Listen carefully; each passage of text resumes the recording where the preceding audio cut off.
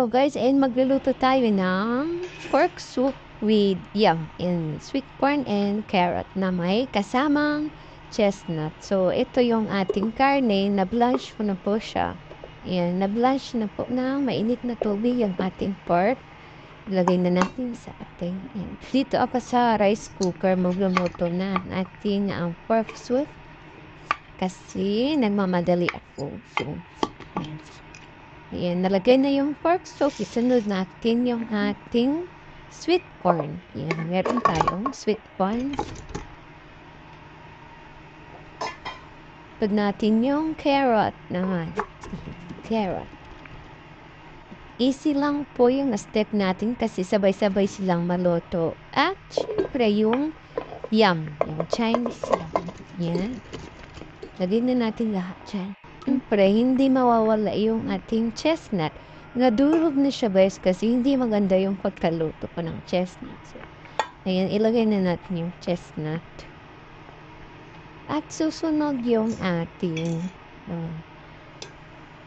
additional ingredients. Ayan yung red dates. Tapos nilagyan ko ng ginger. Depende kung lalagyan nyo ng ginger or hindi kasi. Mahilig kasi sila sa ginger. So, ayan yung goji berries. Lagay na natin yan. Pagsama-samahin na natin yan. Ayan. Tapos, lagyan na natin ng tubig. Depende po sa inyo. Ilan po kayo na kakain ng soup. Ayan. Mausok siya kasi yung hot water na ang ginamit ko na water. Yan na po. Lagay ko na lahat. So, pakuluin na natin. Takpan natin, guys. So, iset na natin sa soup. Ayan, yung soup.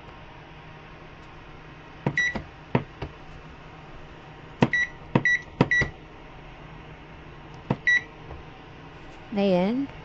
1 hour and 50 minutes. Ayan. So, start na natin, guys. So, ayan. Wait natin na 1 hour and 50 minutes. So, ayan lang. Napakasimple at napaka-easy. So, papakita ko mamaya yung ating soup after 1 hour and 50 minutes. So, ayan. Luto na yung ating soup. Tingnan natin. I-check natin kung okay na ba.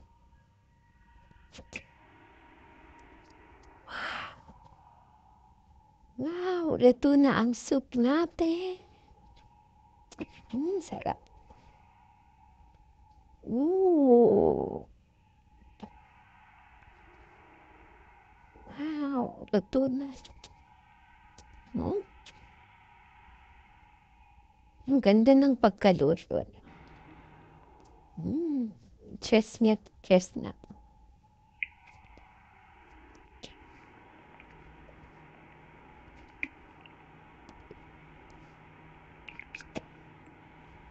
Yan.